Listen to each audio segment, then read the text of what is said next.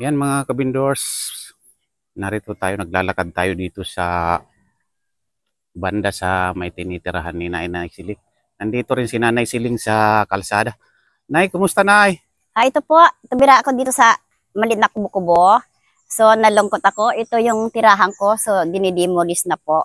So, Ito ang dating binabantayan ni Nanay Siling na bahay na ginigiba na mga kabindors. malaki ang kalungkutan ko pagdating ng gabi.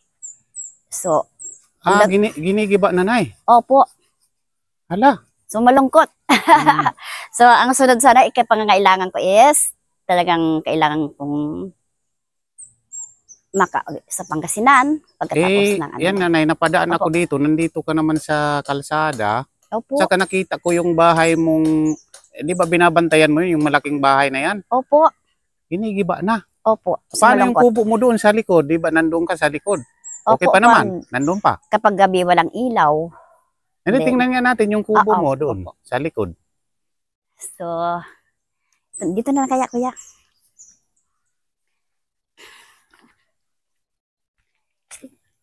Kaya mo? Oo nga, ano na, Okay. ano na nga, ginigiba na nga. So, Yung ano mo, yung binabantayan mong Oo nga. bahay. kuya, ako kayo magagalit Ito na po, ma'am, special lady. Ito yung tirikan ko. So, nagdedesisyon ako na pagkatapos ng ano to, is uwian muna ako sa Pangasinan. Sana, shout out kayo dyan. At kailangan ko talagang umuwi muna sa Pangasinan pagkatapos niyan. So, ito ang tirahan ko na kubo-kubo. Iyan ang kubo mo, ano, pero Opo. isusunod na yan. Di ba? Na demolishin. Sabi nila is may tao pa dyan. So, kailangan is pagbakasyon na ng mga bata ba? Kasi may pamangkin ako. Then, ang plano ko talaga sa mga sponsor ko is, yan, uwi mo ng Pangasinan. Pagkatapos, babakuran.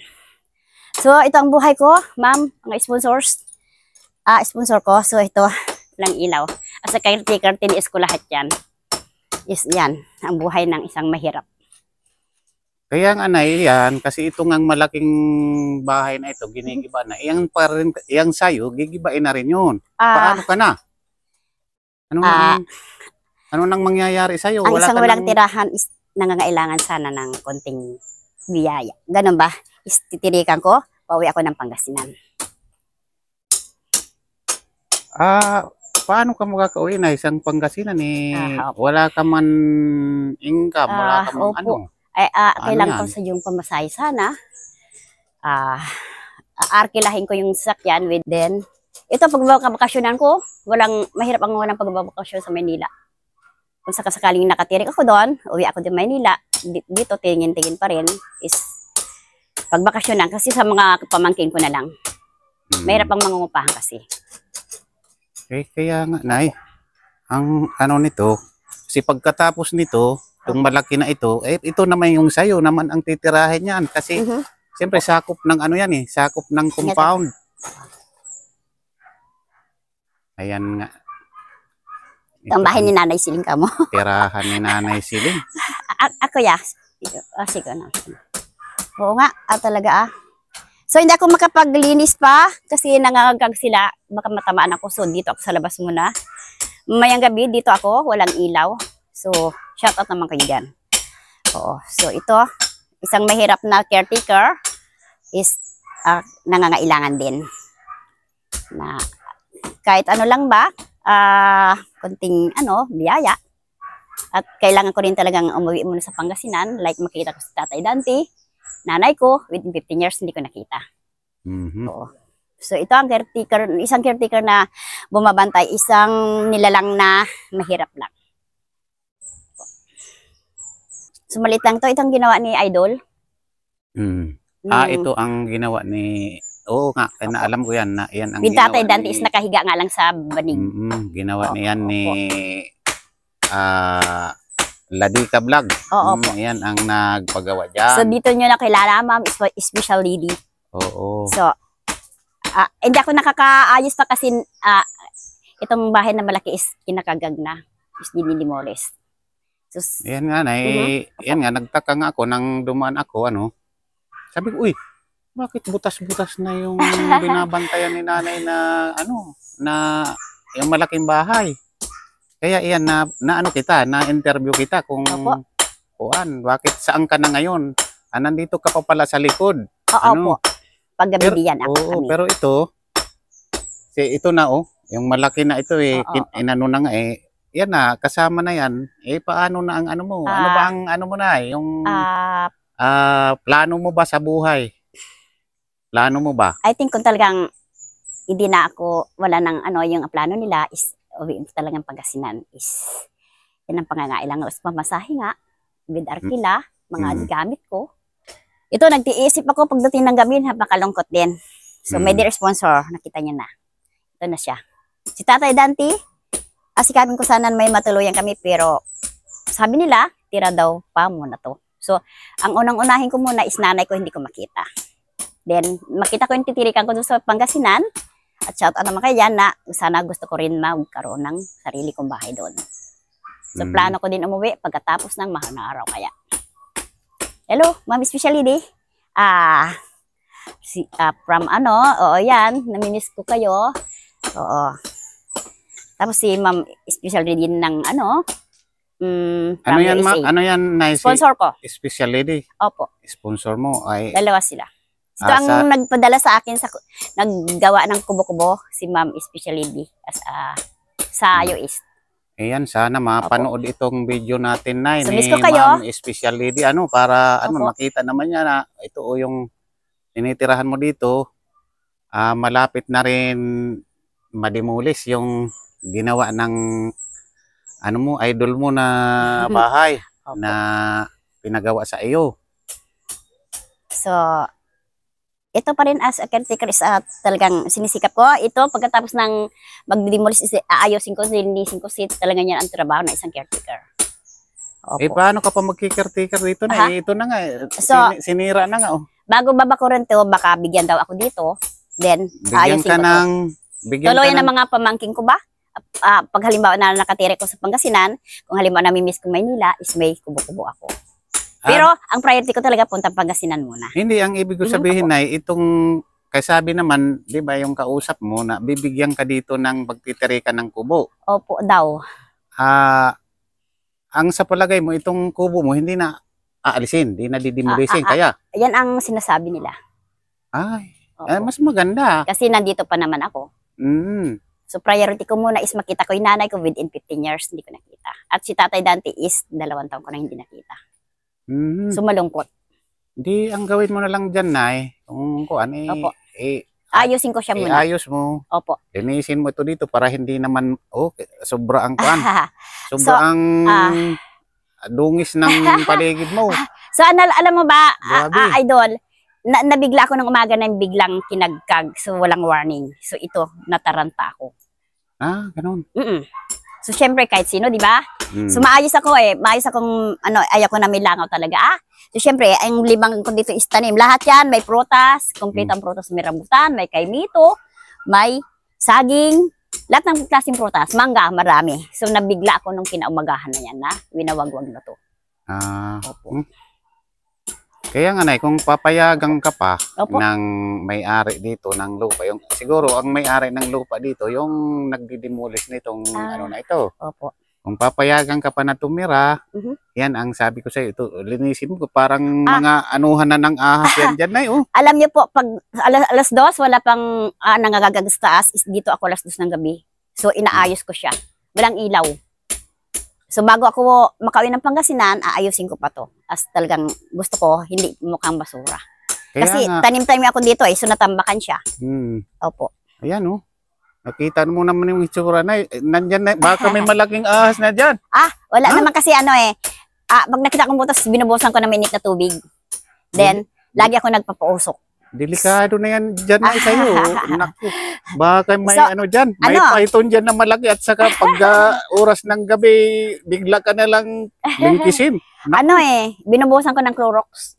Then, walang kahit isang langaw dyan kasi ayaw ko na may langaw. So, natambak-tambak yung mga yung plastic na yung dinodubli ko, hinahalaman ko yan naglilibang ako. So dito, pinuto lahat ang kahoy, so naging parang basura na. Pero ayusin ko pa yan. Pag wala nang pupukpuk sa malaking bahay na to. Kaya So, nga, kung may pagkakataon pa naman na pinapatira ka pa dito, opo. di, yan na nga ang So sinasabi kami, mga pamangking, ko. mga bata. Oo, ipalinis mo yan kung may Opo. kurong kang mga pamangkin, ipalinis mo, delikado yan Opo, dyan so pumapasok sila. Mm. Pag medyo matatapos na to, aayusin ko bago ako uwi ng Pangasinan. I wish na makauwi ako hanggang pagkatapos ng mahal na araw, pag naayos ko na to. At itom na bakod na. So gusto ko maayos muna ang lahat. Kaya nga, Opo. Naku, may nakasulat dito na bawal. Bawal ba yun? Bawal pumasok kasi sobrang kulit ng mga bata. Bawal. Hinarangan ko talagang ganyan. Ikaw ang nagharang yan. Opo, kasi sobrang kulit. Pag nakapasok dyan, kukunin ang lahat. Kukunin ang gamit ko. So yan. Kaya nga. Tinambakan ko muna para, nakita ang gamit kasi is kukunin nila eh. So ganyan talaga. Mahirap kasi ang buhay ngayon. Kaya nga, Nay. Yan nga. Pag yan ay may pagkakataon pa na dito ka papatirahin ng may-ari ng lupa. Opo. Yan, linisin mo kasi delikadong anay yan. Gusto ko maayos. Kasi ano nga, Opo. yung ahas pa. Naku, patay. Kahit isang ahas lang. So ito, Yung kayanin ahas. ko yan pagkatapos ng, pag alas 2 pa nga, gising na ako eh. Mm. Pag dulumiwanag na, ito inayos-ayos ko siya. So ganyan, nagligbagay ang bako. Then pag matuyan, kakahuyin ko siya. Yan ang ibibili ko ng bigas, yung kahoy na yan. Kasi wala akong hanap buhay. Yung mga matutuyo dyan na kahoy. Opo, gawin ko siyang kahoy. I-display ko. Kasi talagang mahirap ang katayuan ni Nanay Siling. Wala na si Tatay Dante. So ano ngayon ang, Opo. ano mo na ano ngayon ang, hanap, ano mo, yung pinagkakakitan, yung parang nakita ko namumulot ka ng sa video ni Idol Jojo. Natin namumulot ka ng mahogany. basura. No. Hindi po. Mahogany, gamot ko siya. Mahogany ang Opo. hinahanap mo noon. Opo, kasi may sakit ako sa puso. Tapos ito, namamanas ako. So iniinom ko siya. So nakita ko na Idol, linapitan ako. Then humingi ako ng tulong kay Congressman din Asistio sa opisina. Kasi talagang walang-wala ako. Shoutout naman kayo dyan. May sponsors. Kumusta na kayo? Nung nakita ka niya, akala ko nag-ano ka ng basura noon. Nangangalakal ba? Nangangalakal? Opo, kasi bakanting bahay din yan. Tapos ang dami mahogany. Nalalaglag. So namulot talaga ako kasi wala akong pera. Opo. Pero Wala. ano ngayon ang kuan mo? Ang source mo? Anong pinagkakakitaan mo ngayon? Dito, pumasok ko dyan sa baba. Nagpapakain na ako ng aso. So, lilibili ako sa pagkain. Hindi, at wala ang bayad kasi mahirap din sila. Nakikituloy lang ako muna. Nakikituloy ka dyan sa baba, sa mga kaibigan mo. Opo. Ay, hindi ka na pala dito. Pagkatapos ng gabi, is dito kami. Walang Walang ilaw ako eh. So, sanay tayo, may solar naman. So, may ilaw yan pag paliwanag ako. Dito, hindi ako nag-ilaw ng gabi kasi as a guard, magaling ka. Hindi ka mag-ilaw kapag naluto ng lahat. So, hindi kami nag-electric fan lang kasi maraming makukunit. Opo. Yan ang buhay. Kaya yan nga, Nay. Opo. Yan, napadaan nga ako dito sa'yo. Buti nakita kita nandiyan ka sa kalsada.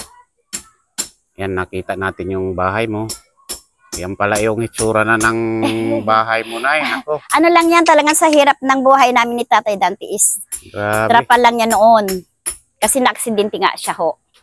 Kaya nga, Opo. ang ibig ko sabihin dito, Nay, linisin. Linisin mo ito. Palinis mo sa mga, sabi mo may mga pamangking ka. Opo. Palinis mo yan kasi, Opo. naku, delikado na yan. So hinarangan ko lang ng yero kasi kung magpasok yan, lahat ng gamit ko. So mga gamit ko, Idol, tinatambakan ko kaya mukhang basura siya. So nandyan yung mga timba pa. Tinambakan ko muna siya. Opo. So ito, bukas mag-umpisa po ako. Aayusin ko na gusto ng mga sponsors ko is makitang maayos. Oo. Then, ayos talaga makauwi ako ng Pangasinan ulit. Kaya. Sana nga, Nay, may mag-support sa'yo na ikaw talaga yung makauwi ng Pangasinan. Opo.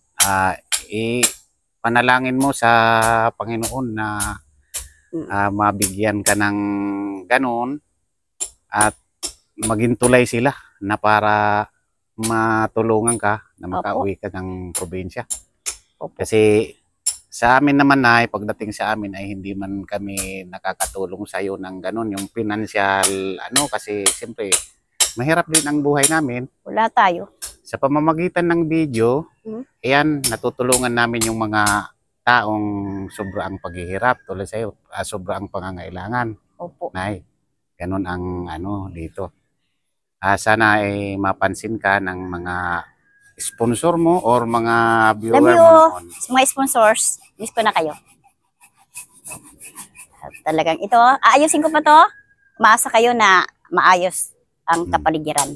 So, ayaw ko na may ahas. Kasi po, hindi ako nakikisabay sa may gumagawa. So, ito, ayusin ko pa to. Baka bukas madaling araw, 2:00, dito na ako. Mhm. Kasi hindi pwede pag umaga kasi dito na sila namumukpok. So, ito ang buhay ng isang caretaker, mahirap. So, shout out naman kayo dyan. Sa mga nagmamahal sa akin, kumusta na kayo?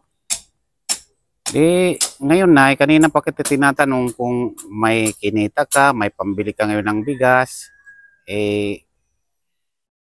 Para makabili ka, kung mayroon ako dito, bibigay sa'yo na pambili mo ng bigas. Mayroon ka ba bigas ngayon o wala? Wala nga po. So, dito sa tinutulog, dyan sa baba, pumapasok kung nagpapakain ng aso. So, nililibre nila ako sa pagkain. Ay, libre ka doon ng pagkain. So, mamaya dito na kami. Sige na, kahit na libre ka doon ng Ayusin ko pagkain. to. Madaling araw pala dito ako habang wala yung gumagawa. So, nagmumukhang lang kasi talagang maraming pinutol na kahoy. Tinambakan yung mga gamit ko muna dyan. So, ito, gusto ko lang maayos pagdating ng araw. So, ito nga na, kahit na libre ka na doon sa yung nag-utos sa'yo na pakainin mga aso nila. Yan, ikaw ang nag-aalaga, Nay, Opo. ng mga aso. Opo. Tapos naman, dahil sa pag-aalaga mo, nililibre ka na lang ng Opo, pagkain. yan lang ang buhay dito. Okay. Is wala. Ang pension ko napakaliit. Dala nang wala si Tatay Dante. Pero ayos. Ito na, ito, Opo. bibigyan kita ng panggastos mo kung anong bibilhin mo. Meron kang ibibili. Diba, So, Nay? maraming salamat po. Sige, So, sige. kumusta na sila? Sige, Nay. Sa buong mundo, at talagang nagmamahal sa akin. Shout out. Kumusta na kayo? Ingat kayo lagi. Ayan. Love Okay, Nay. Ako'y Opo. uuwi na rin kasi napadaan lang ako dito. Nandito ka sa kalsada. Opo. Tapos na-interview kita kung anong nangyari dito sa bahay mong malaki. Yan, shout out sa inyong lahat. Ito si Nanay Siling ay nakita ko na naman. Yung mga nagmamahal kay Nanay Siling, hito siya. Opo.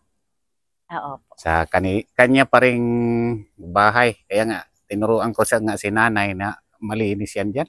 Kasi baka nandyan na yung python na malaki. Yan, shout out sa inyong lahat.